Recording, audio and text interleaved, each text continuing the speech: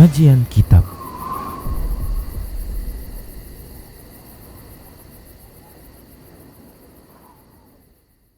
Bismillah, assalamualaikum warahmatullahi wabarakatuh. Innal hamdalillah nahmaduhu wa nasta'inuhu wa nastaghfiruh wa na'udzu billahi min syururi anfusina wa min sayyiati a'malina. May yahdihillahu fala mudilla lahu wa may yudlilhu fala hadiyalah. Wa asyhadu an la ilaha illallah wahdahu la syarika lah wa asyhadu anna Muhammadan abduhu wa rasuluhu sallallahu alaihi wasallam. Qala Allah tabaraka wa ta'ala, ya ayyuhalladzina amanu taqullaha haqqa tuqatih wa la tamutunna illa wa antum muslimun. Ya ayyuhan nasu taqu rabbakumul ladzi khalaqakum min nafsin wahidah wa khalaqa minha zawjaha wa bassa minhuma rijalan katsiran wa nisaa'a wattaqullaha alladzi tasaaluna bihi wal arham innallaha kana 'alaikum raqiba.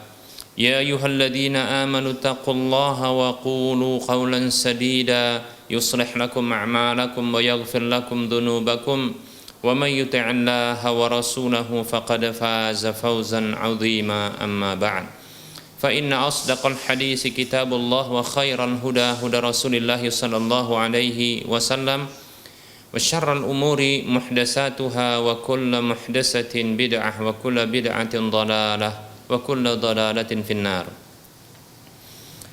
Para pemirsa Rosyad TV dan para pendengar Radio Medan Mengaji, semoga Allah Subhanahu wa taala memberikan kebaikannya, karunia-Nya, rizkinya, kenikmatannya, serta penjagaannya kepada kita di mana saja kita berada. Para hamba Allah rahimani wa rahimakumullah, tak lupa kita senantiasa bersyukur kepada Allah atas semua nikmatnya. Selawat serta salam tak lupa kita ucapkan untuk Rasulullah sallallahu alaihi wasallam. Kita lanjutkan pembahasan kitab Minhajul Muslim dalam bab yang kedua, masih bahasan tentang adab. Berikutnya kita akan melanjutkan pembahasan adab terhadap sesama muslim. Di antara adab terhadap sesama muslim ini, adab yang mulia, akhlak yang mulia, adalah memaafkan kesalahan dan ketergelinciran saudara sesama muslim, menutupi kesalahan-kesalahan dan aurat mereka, dan tidak berusaha untuk mencuri dengar pembicaraan yang mereka sembunyikan. Baik para hamba Allah rahimani wa rahimakumullah, ini adab seorang muslim terhadap muslim yang lainnya.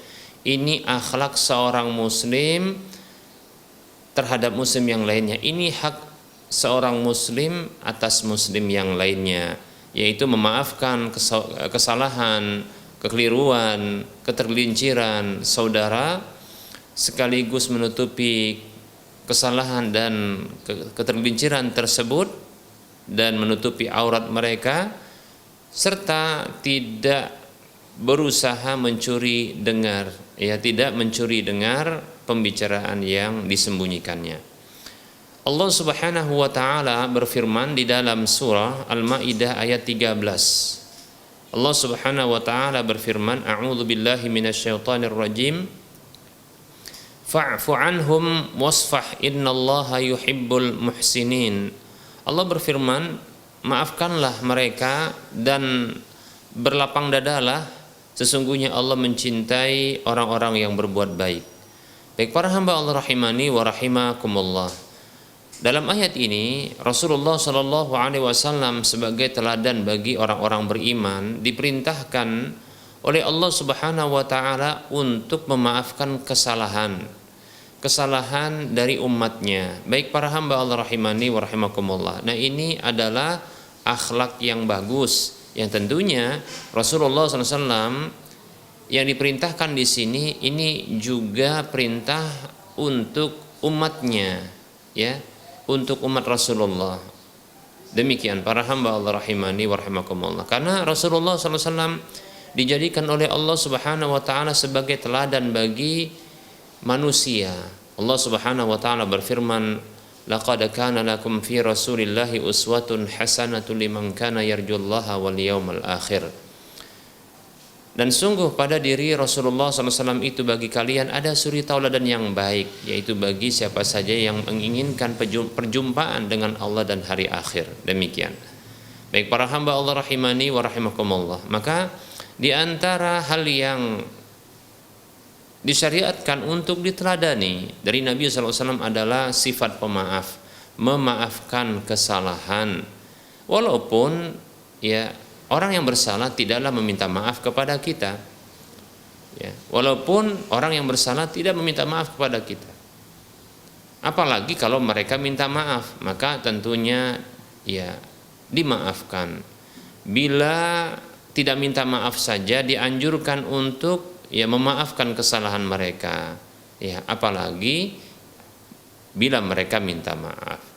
Baik para hamba Allah rahimani wa rahimakumullah, bukan hanya sekedar memaafkan, bahkan berlapang dada. Bahkan Rasulullah Allah Subhanahu wa taala menyatakan hal ini, yaitu memaafkan kemudian berlapang dada ini merupakan kebaikan, dan Allah mencintai tindakan tersebut, sifat tersebut. Dalam ayat yang lain yaitu dalam surah Ali Imran ayat 133 dan 134, Allah Subhanahu wa taala menyebutkan tentang ciri-ciri orang yang bertakwa yang dijanjikan surga oleh Allah Subhanahu wa taala dan ampunan dari Allah Subhanahu wa taala. Allah mengatakan, A'udzu billahi minasyaitonir rajim.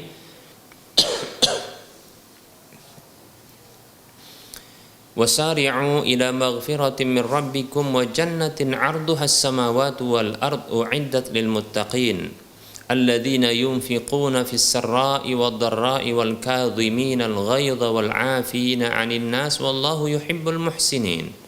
Allah berfirman yang artinya bersegeralah kalian menuju ampunan Rabb kalian. Kemudian Allah menyatakan bersegeralah kalian ya juga menuju surga yang luasnya seluas langit dan bumi. Itu dipersiapkan bagi orang-orang yang bertakwa. Baik para hamba Allah rahimani wa rahimakumullah, siapakah mereka orang-orang yang bertakwa? Alladzina yunfiquna fis sarra'i wad dharra, yaitu orang-orang yang mereka berinfak dikala senang dan susah, dikala lapang dan sempit. Nah, ini orang-orang yang bertakwa, ciri yang pertama, yaitu berinfak, berbuat baik dikala senang dan susah, dikala lapang dan sempit. Demikian pula wal kadhiminal ghaidha, menahan amarah, yaitu menahan amarah dari orang yang pantas untuk dimarah, diarahkan kemarahan kepadanya, untuk dilampiaskan kepadanya kemarahan tersebut, namun ini ditahan. Ini merupakan bentuk ya atau sifat dari orang-orang yang bertakwa, orang-orang yang bertakwa yang tentunya dijanjikan surga dan ampunan dari Allah Subhanahu wa taala. Kemudian berikutnya wal 'afina 'anil nas. Siapakah orang-orang bertakwa itu? Adalah wal 'afina 'anil nas, dan mereka itu adalah memaafkan kesalahan manusia. Kemudian Allah menutup ayat yang ke-134 ini dengan mengatakan wallahu yuhibbul muhsinin, dan Allah mencintai orang-orang yang berbuat baik. Menunjukkan bahwasanya perbuatan-perbuatan inilah perbuatan baik, dan Allah mencintai sifat-sifat tersebut, perbuatan-perbuatan tersebut. Di antaranya adalah memaafkan kesalahan manusia, dan itu merupakan ciri dari atau sifat dari orang yang bertakwa yang dijanjikan surga yang luasnya seluas langit dan bumi, serta dijanjikan ampunan dari Allah Subhanahu wa taala. Siapa di antara kita yang tidak ingin masuk surga? Siapa di antara kita yang tidak ingin selamat dari neraka? Yaitu dengan cara diampuni segala dosa. Diampuni dari segala dosa, mendapatkan ampunan dari Allah Subhanahu wa ta'ala, di antaranya dengan memaafkan kesalahan manusia.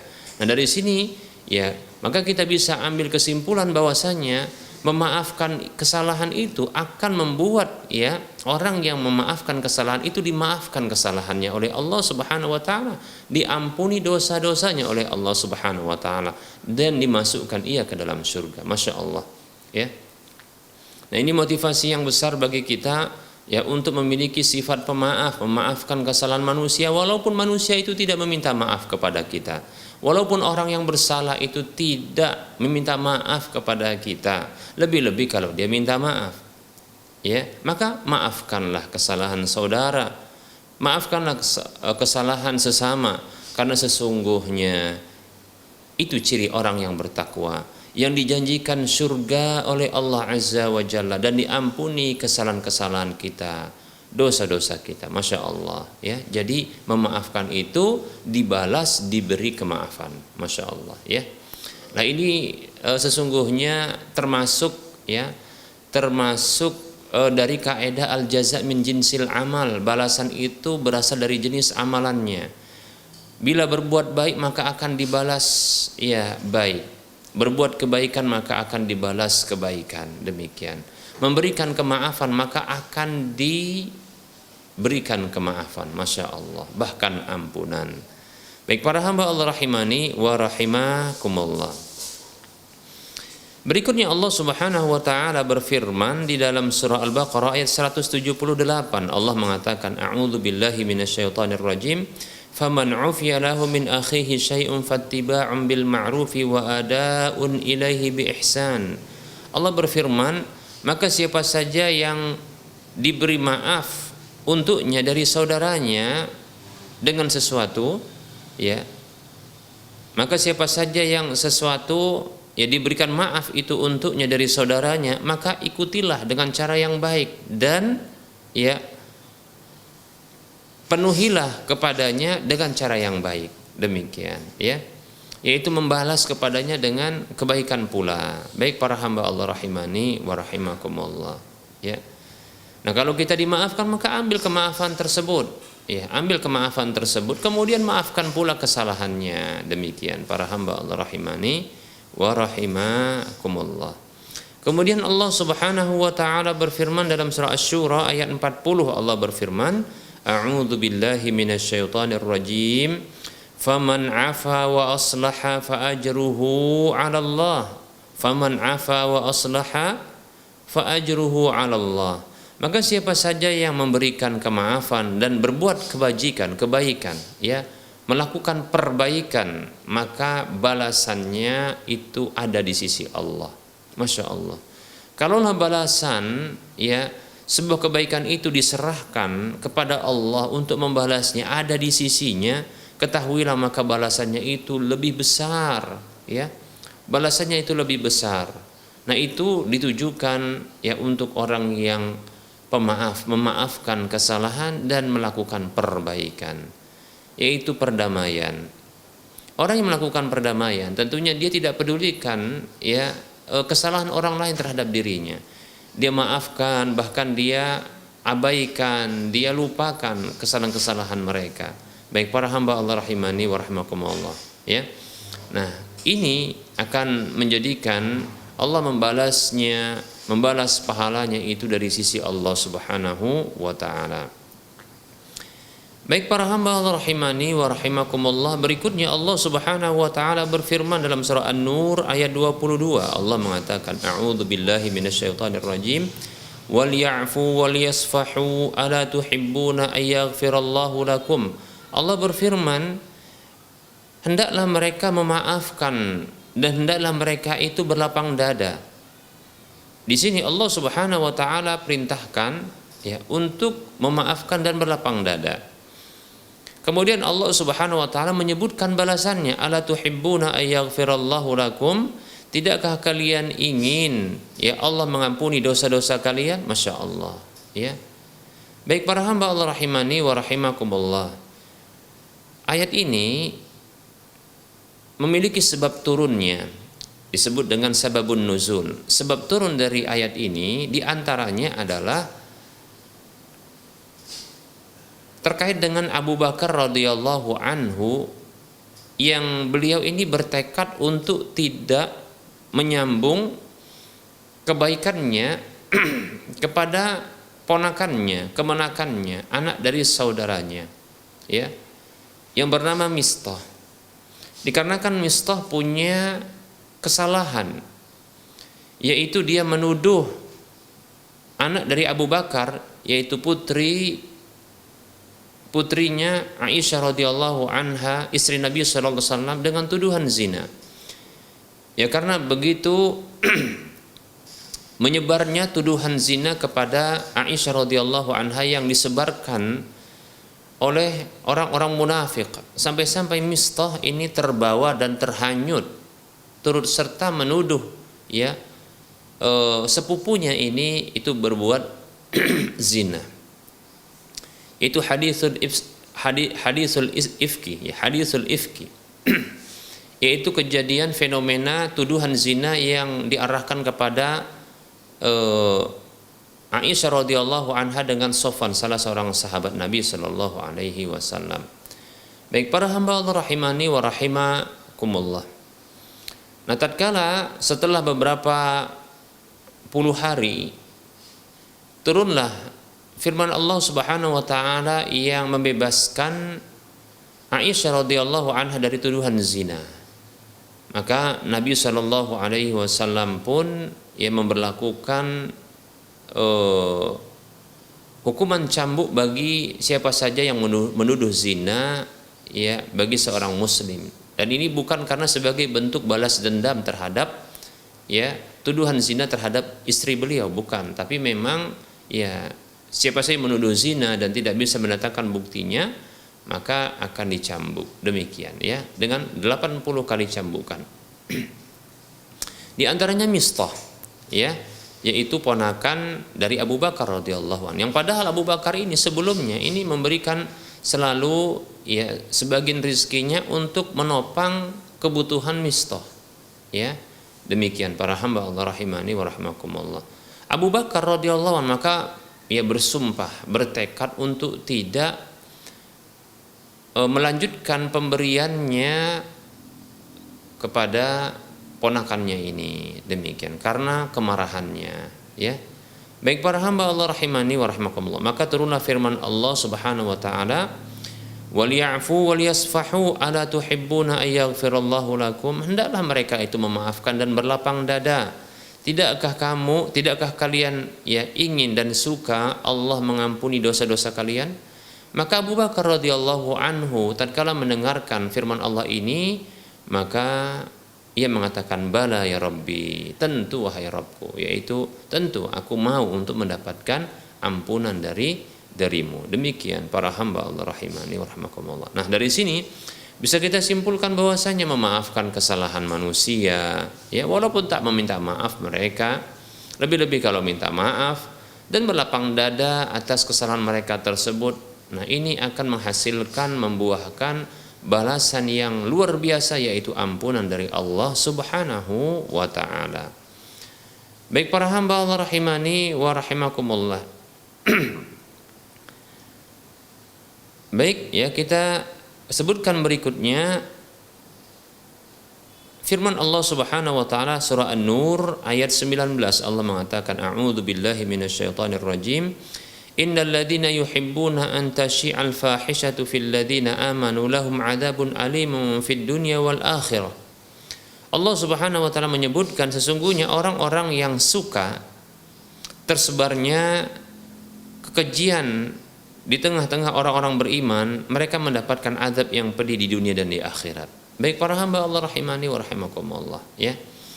Nah, ini menunjukkan ya bahwasanya ancaman bagi orang yang membuka aib dan keburukan orang-orang beriman ya, lalu menyebarkannya.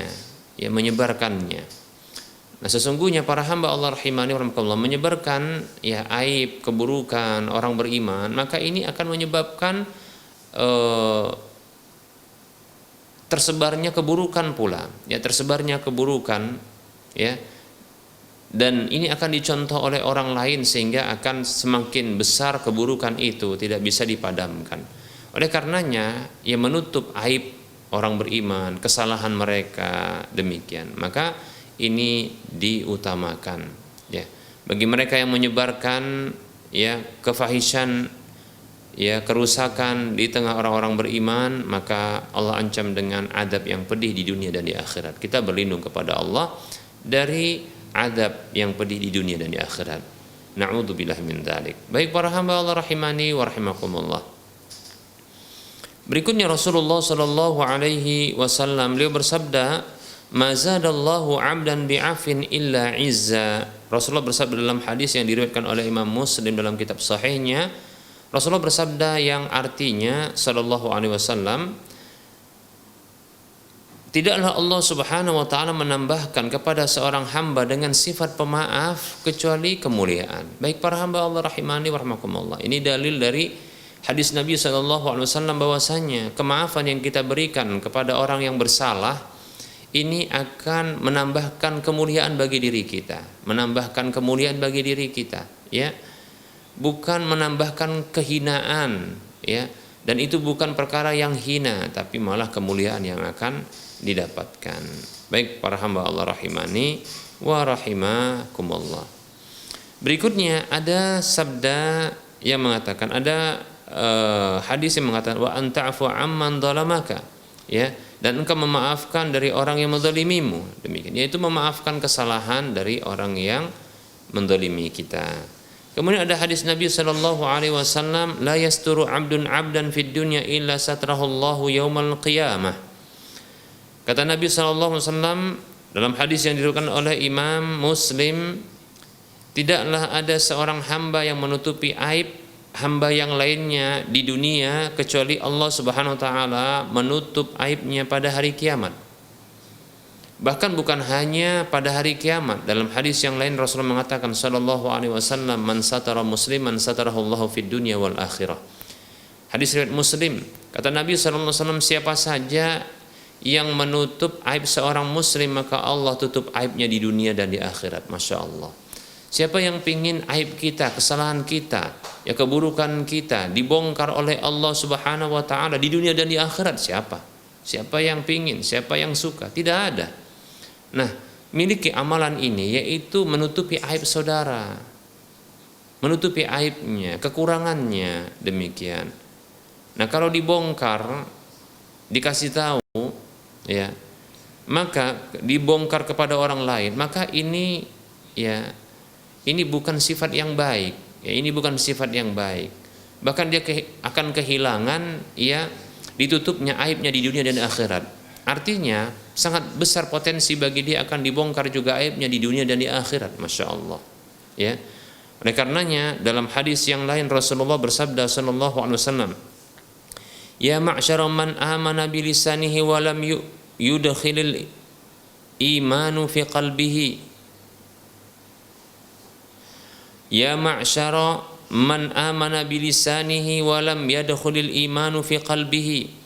Wa la taghtabu al-muslimina wa la tattabi'u awratihim. Fa innahu man yattabi' awrata akhihi al-muslimi yattabi'illahu awratahu. Wa man yattabi'illahu awratahu yafdahu walau kana fi jawfi baitihi. Hadis ini hadis yang dikeluarkan oleh Imam Abu Daud. Nabi kita Muhammad sallallahu alaihi wasallam bersabda, wahai orang-orang yang hanya beriman dengan lisannya namun belum masuk iman itu ke dalam hatinya, janganlah kalian mengghibahi, menggunjingi orang-orang beriman. Jangan sebutkan keburukan-keburukan mereka, karena itu bentuk ghibah, ya. Menyebutkan keburukan orang beriman itu adalah ghibah. Tentunya tidak disukai. Apa kata Nabi SAW tentang ghibah? Dzikruka akhaka bima yakrah. Menyebutkan, ya, tentang saudaramu, ya, dengan sesuatu yang dia tak suka. Tentunya keburukan itu tak suka untuk disebutkan dan diketahui oleh orang lain, demikian, ya. Nah, siapa saja yang mengikuti aurat-aurat, ya, keburukan-keburukan, kejelekan-kejelekan orang-orang muslim, maka sesungguhnya, ya, kata Nabi SAW, janganlah kalian, ya, wala tattabi'u auratihim, janganlah kalian mengikuti, ya, jangan kalian membongkar atau mencari-cari, ya, kesalahan-kesalahan dari orang-orang beriman, orang-orang Islam. Fa innahu man yattabi' aurata akhihi al-muslim, maka sesungguhnya siapa saja yang mencari-cari kesalahan, kekurangan, aib, ya, aurat saudaranya muslim, saudaranya sama muslim, yattabi'illahu auratahu, maka Allah akan mencari-cari kesalahannya, kekurangannya. Wa man yattabi'illahu auratahu, dan siapa saja yang Allah cari-cari kesalahannya, Allah ya mengikuti aurat dan aibnya, yafdahu walau kana fi jawfi baitihi, ya, maka Allah akan membongkarnya ya dan menyiarkannya ya walaupun dia berada di rumahnya, Masya Allah, sehingga dia akan mengalami malu tentunya, demikian ya. Masya Allah, para hamba Allah rahimani wa rahimakumullah. Nah, ini harus kita berhati-hati ya, jangan sampai ya kita mencari-cari kesalahan saudara kita sendiri, bahkan memaafkannya, menutupinya, berlapang dada darinya, demikian. Kecuali apabila kesalahannya tersebut ya adalah kesalahan yang akan merugikan orang lain. Kesalahan tersebut adalah kesalahan yang merugikan orang lain. Maka tidak mengapa ya kita menyampaikan hal itu kepada orang lain dalam rangka agar orang lain berhati-hati. Ya, ini tidak mengapa. Seperti contohnya adalah ada seorang muslim yang berperilaku buruk. Ya, seperti contohnya dia suka menggibahi, suka mengambil harta orang lain, ya, suka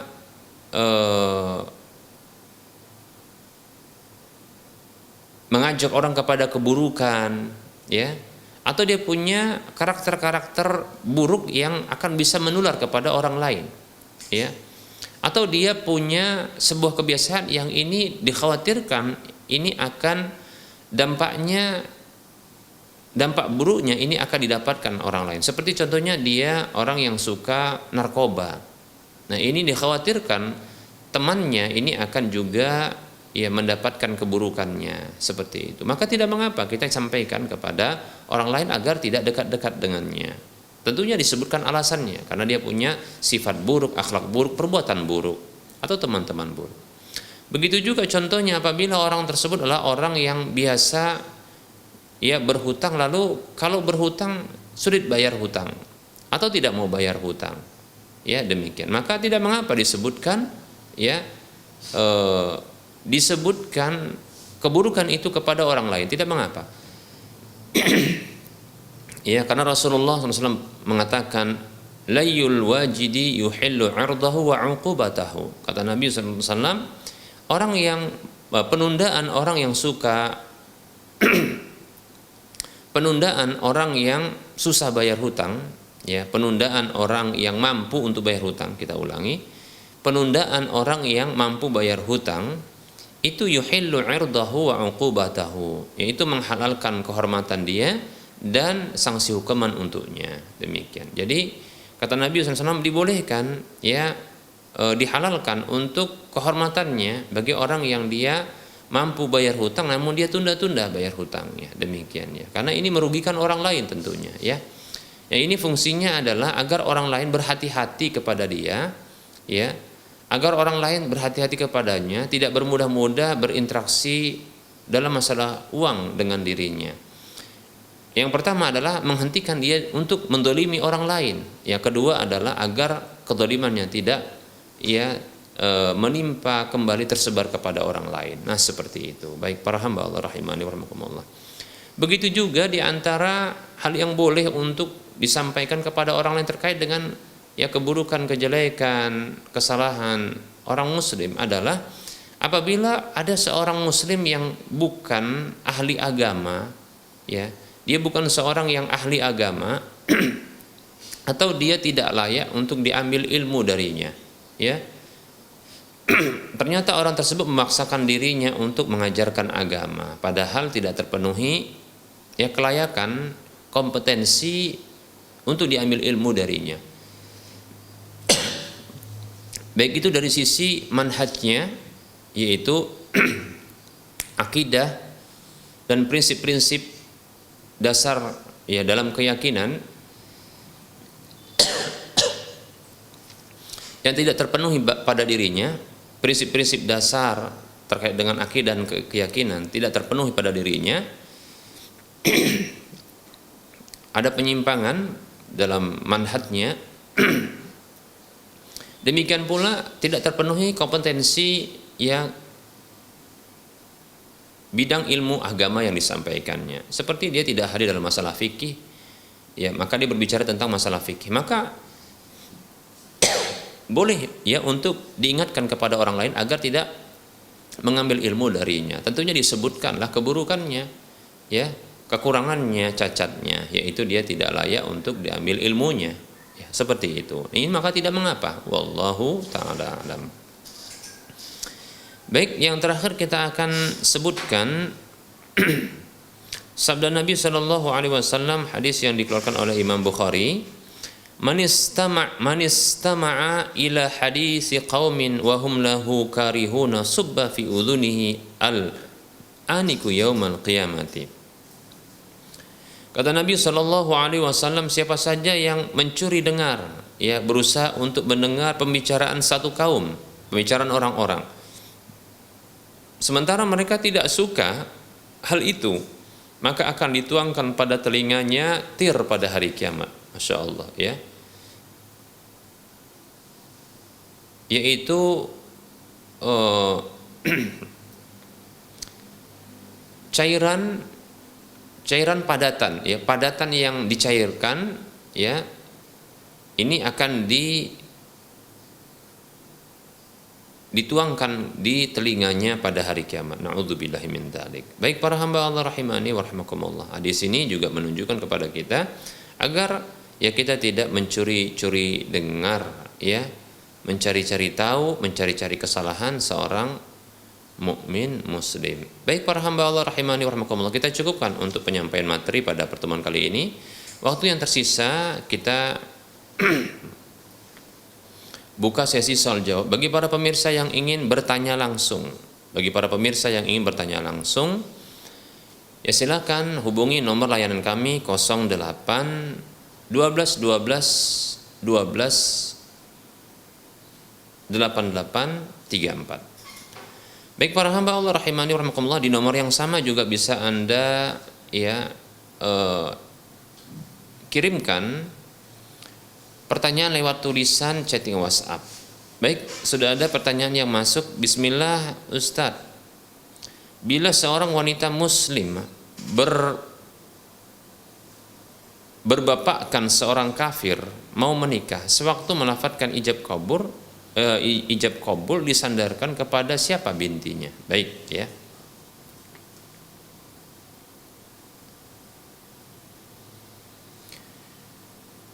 Bismillah. Semoga wanita muslimah yang akan menikah ini senantiasa di dalam bimbingan dan hidayah Allah Subhanahu wa taala untuk terus, ya, berpegang teguh dengan agama Islam, ajaran Islam beserta dengan nanti suaminya. Amin ya rabbal alamin. Demikian pula semoga ayah beliau yang kafir ini, semoga Allah SWT berikan hidayah pula untuk menuju Islam dan bagus keislamannya. Amin ya rabbal alamin. Baik, ada beberapa hal yang ingin saya jawab dari pertanyaan ini. Yang pertama adalah bahwasanya wali yang kafir maka tidak bisa menjadi wali nikah bagi wanita di bawah perwaliannya, ya, karena itu bukanlah wali yang sah. Demikian, ya. Kekafiran berbeda agama ini membuat, ya, terputusnya kewalian, ya, hak perwalian untuk menikahkan. Demikian. Maka wanita seperti ini, ya, wanita seperti ini maka dilihat, ya, apakah ada dari saudara-saudara bapak kandungnya tersebut yang muslim. Seperti contohnya adalah ayahnya sendiri, ayah dari bapak kandungnya ini, ayah kandungnya, kakek bagi sang wanita ini, ya. Kemudian begitu juga, ya, paman-pamannya, yaitu saudara-saudara bapaknya, apakah ada yang muslim? Demikian, ya. Kalau tidak ada, ternyata sang wanita ini dia sendiri yang masuk Islam dikarenakan dia baru saja berpindah dari agamanya menuju Islam, ya. Disebut dalam istilah di negeri kita ini dengan mu'allaf, ya. Baik, maka dia tidak memiliki wali kecuali wali hakim, ya, yaitu wali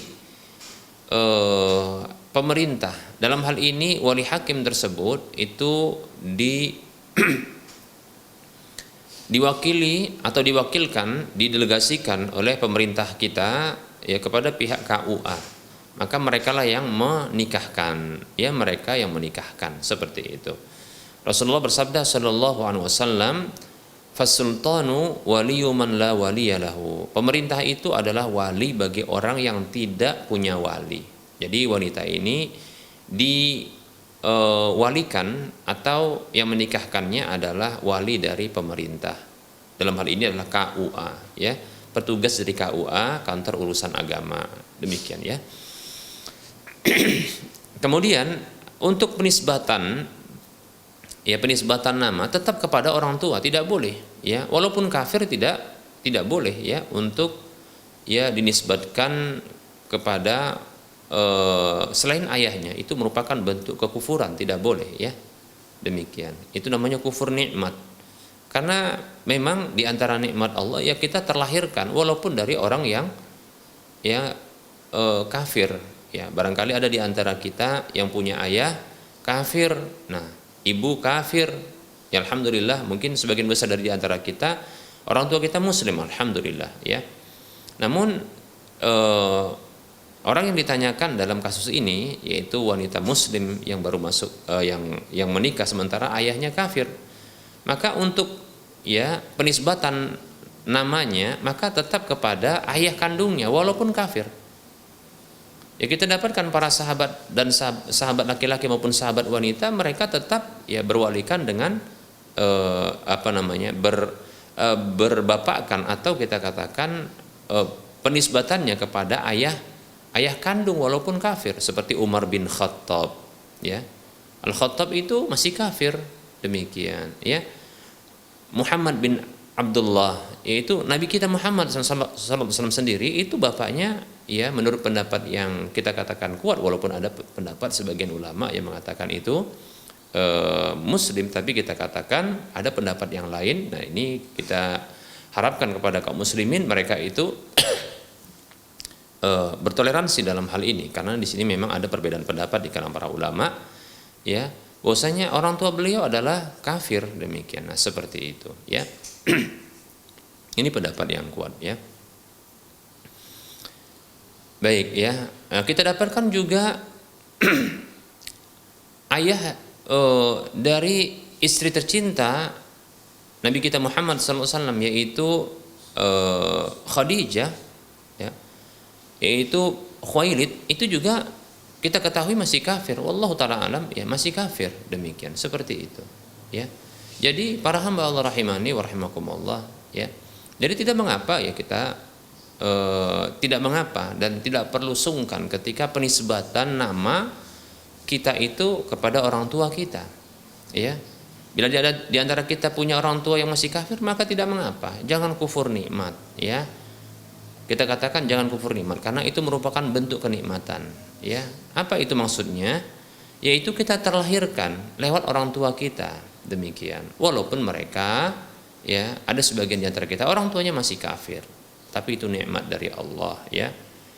Kita jangan pungkiri, ya, kenikmatan dari Allah tersebut, ya. Kita punya nikmat berikutnya, yaitu kita masuk ke dalam Islam, alhamdulillah, demikian, ya. Bukankah Rasulullah mengatakan la yaskurullah man la yaskurun nas, tidak bersyukur kepada Allah orang yang tidak bersyukur kepada manusia, yaitu tidak berterima kasih kepada manusia.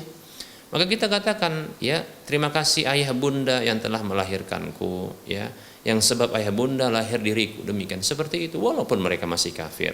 Mudah-mudahan dengan kelemah lembutan kita, dengan akhlak mulia kita, mereka bisa mendapatkan hidayah dari Allah Subhanahu wa taala lewat kita, demikian. Amin ya rabbal alamin. Nah, seperti itu, ya. Jadi tetap saja, ya, dalam ijab kabul tersebut dia disebutkan penisbatan nama wanita tersebut kepada ayahnya walaupun masih kafir. Andaikan pun tidak disebutkan, hanya namanya saja tanpa penisbatan, ya, nama orang tuanya, maka tidak mengapa juga. Wallahu ta'ala a'lam.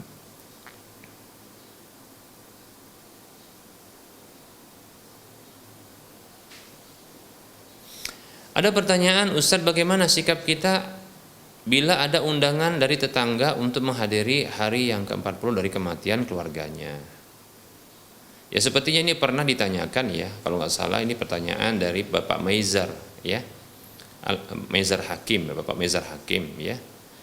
Baik, tidak mengapa, kita akan jawab ya. Bismillah. Nah tentunya seperti yang pernah kita sampaikan bahwasanya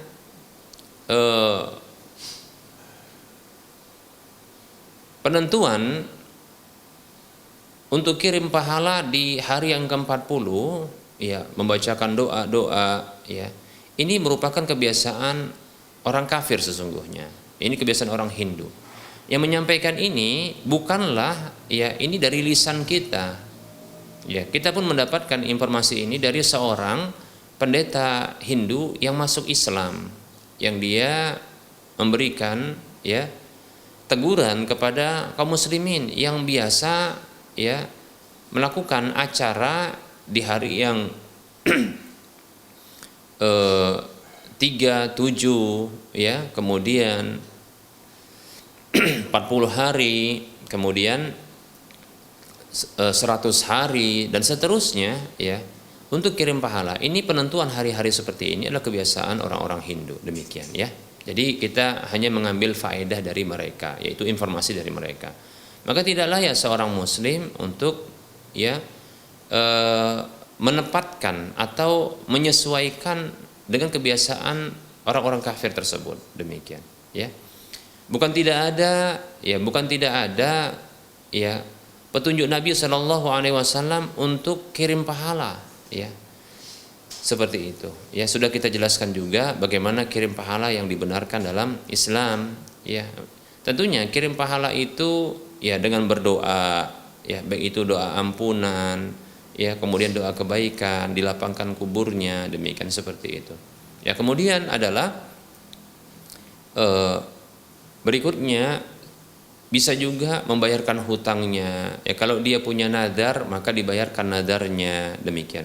Kalau punya hutang puasa maka dibayarkan hutang puasanya ya. Kemudian kalau seandainya ya pihak keluarga rindu ingin kirim pahala, maka kalau rindu maka silakan kirim pahala, demikian. Bisa dilakukan dengan cara ya bersedekah yang pahalanya ditujukan untuknya, demikian seperti itu ya. Nah ini bentuk kirim pahala. Tidak perlu pula untuk mengundang orang lain, bertumpu kepada orang lain ya. Tidak perlu untuk menempatkan juga dengan waktu-waktu ya tertentu. Ya namanya juga orang yang wafat ini dia butuh juga bantuan setiap saat. Bisa jadi karena amal buruknya dia itu disiksa, tapi kita berharap agar Allah yang mengampuninya, demikian seperti itu. Maka mestinya kita berbuat baik itu sepanjang waktu ya. Sebagaimana kita itu tidak ingin disiksa ya, maka mereka pun kalau bisa demikian pula. Maka sebaiknya kirim pahala seterusnya setiap hari, permohonan ampun, karena sesungguhnya permohonan ampun ini setiap hari ini akan membuat ya diangkat derajat dia, bahkan dari derajat dia disiksa ya, demikian. Kata Nabi SAW, turfa'u lil maiti ba'da mautihi darajatuhu, diangkat derajat orang yang wafat setelah kematiannya. Lalu ditanyakan kepada Allah Subhanahu wa taala, ay rabbi mahadihi, wahai Rabbku ini apa? Karena dia tidak merasa beramal dengan amalan tersebut ya. Maka ternyata dia mendapatkan pahalanya. Maka dikatakan kepadanya, waladuka istaghfarulaka, anakmu mohon ampun untukmu. Permohonan ampun dari orang yang hidup untuk orang yang wafat ternyata ini akan membuat terangkat derajatnya, demikian. Nah seperti itu. Maka mohonkan ampun terus. Jangan menunggu 1 ya hari, 2 hari, 3 hari, 4 hari, 7 hari, 40 hari, 100 hari, setahun hari, kemudian 1000. Kita katakan yang seperti ini tidak benar ya. Padahal mereka itu butuhnya setiap hari, maka mohonkan ampun setiap hari. Ya kalau kita mengundang orang pun kita katakan belum tentu orangnya pun ikhlas ketika hadir, demikian ya. Seperti itu. Ya. Alangkah lebih baik setiap hari diberikan pahala, dikirimkan pahala itu, demikian ya. Baik. Nah, sehingga menurut pendapat yang tepat adalah dan benar adalah ya kegiatan seperti ini itu tidak ada petunjuk Nabi sallallahu alaihi wasallam tentang masalah tersebut ya, seperti itu. Lalu apakah kita harus hadir? Jawabannya tentu tidak, ya. Lalu bagaimana caranya? Ya sampaikan kepada tetangga, ya mohon maaf. Ya sampaikan dengan jujur saja sampaikan, ya. Jadi ketika diundang coba ketika itu hadir. Maksudnya begini, ketika diundang contohnya besok ada kegiatan acara, datang saat itu atau tatkala datang ya acara 40 kematian ayah saya, ibu saya, saudara saya. Acaranya malam hari, maka datang sore harinya sembari memberitahukan ya atau menjelaskan saat itu juga. Tapi kalau biasanya saat itu hendak dijelaskan ya, dia mungkin punya kesibukan yang lain karena dia ingin mungkin menyampaikan undangan kepada yang lain. Datang saja ya sebelum acaranya, lalu sampaikan ya kepadanya bahwasanya mohon izin, mohon maaf saya tidak bisa hadir nanti di malam hari. Ya saya hadirnya sore ini sebenarnya ingin menyampaikan, sampaikan bahwasanya menurut petunjuk Rasulullah sesungguhnya saya sudah pelajari menurut petunjuk Rasulullah hal ini tidak disyariatkan. Saya khawatir kalau saya ikut mengamalkannya, ya amalan saya tertolak sehingga tidak diterima. Karena Rasulullah bersabda, "Man amila amalan laisa alaihi amruna fahuwa raddun." Siapa saja yang beramal dengan sebuah amalan yang tidak ada perintah kami padanya maka tertolak. Hadis riwayat Muslim. Nah seperti itu. Sementara saya tidak pernah mendapatkan ya perintah Nabi SAW dalam hal ini, ya. Yaitu penentuan waktu dengan 40 harinya, kemudian tata caranya dengan bacaan yang khusus. Ini maaf saya tidak bisa mengikutinya. Baik kalau untuk kirim pahala, saya akan lakukan. Katakan seperti itu, janjikan kepada orang itu, saya akan lakukan. Saya ini hadir sore ini atau siang ini hanya ingin menyenangkan Anda dan memberikan pemakluman kepada Anda agar Anda tidak salah sangka kepada saya. Demikian. Saya nggak akan hadir ya malam harinya, mohon maaf, demikian. Adapun kirim pahala, insya Allah saya akan ya kirim pahala ya insya Allah taala. Seperti apa contohnya? Saya akan mohonkan ampun untuk ya saudara yang wafat ini, kemudian saya akan bersedekah yang pahalanya akan saya tujukan untuk ya saudara yang meninggal tersebut. Begitu. Ini bukanlah maksudnya riya, menyampaikan berbangga dengan amal, bukan, tapi ingin memberikan contoh teladan bahwasanya begitulah cara untuk kirim pahala, begitu ya. Nah, seperti itu. Nah, ini insyaallah taala ini akan memunculkan kemakluman kepada tetangga tersebut ya. Bahkan barangkali ke depannya kita nggak akan diundang lagi. Kenapa? Karena sudah paham, oh saudara saya ini, tetangga saya ini nggak akan hadir kalaupun diundang. Nah, paling tidak ya dia toleransi, atau paling tidak dia akan menyampaikan, saya ada acara malam ini, saya nggak akan undang Anda, tapi saya minta Anda kirim pahala ya, paling seperti itu ya. Nah di sini ya kita katakan akhirnya ada toleransi ya, ini paling tidak yang kita harapkan ya. Ya mereka toleransi, tidak menyalahkan kita ya, menghargai ya pendapat kita. Nah seperti itu yang kita inginkan. Wallahu taala a'lam. Baik ya, nah barangkali ini yang bisa kita sampaikan pada perjumpaan kita kali ini. Tentunya dalam penyampaian ini, baik itu materi maupun jawaban terhadap pertanyaan yang telah masuk, ini banyak kesalahan, kekurangan dan kekeliruan. Kepada Allah saya mohon ampun dan kepada para pemirsa dan para pendengar sekalian saya mohon maaf. Kebenaran itu datang dari Allah, maka ambillah kesalahan dan kekeliruan serta kekurangan itu datang dari saya pribadi dan bisikan syaitan, maka tinggalkanlah. Sebelum kita mengakhiri perjumpaan kita seperti biasa, kita akan memberikan motivasi kepada saudara seiman. Mari kita berdonasi untuk membebaskan lahan yang nantinya akan dibangun Masjid Al-Muwahhidin untuk wilayah Medan dan sekitarnya. Kebutuhan dana kita sekitar 2,8 sekian miliar rupiah ya, miliki aset akhirat ya bagi kita semua, yang minimal pahalanya apa yang kita infakkan tersebut minimalnya 700 kali lipatnya. 700 kali lipatnya. Bahkan ya, ini akan terus mengalir walaupun kita telah tiada. Mulai saat ini ketika kita berinfak ya, ketika dimanfaatkan sampai kita wafat pun akan terus mengalir insyaallah taala. Salurkan ke nomor rekening Bank Syariah Mandiri atau Bank Syariah Indonesia di nomor 7127485555 atas nama Yayasan Lajnah Dakwah Medan, kode bank 451. Semoga Anda termotivasi dan semoga bermanfaat. Wassallallahu ala Muhammad wa ala alihi wa ashabihi ajma'in. Subhanakallahumma wa bihamdika asyhadu an la ilaha illa anta astaghfiruka wa atubu ilaika walhamdulillahi rabbil alamin. Wassalamu alaikum warahmatullahi wabarakatuh.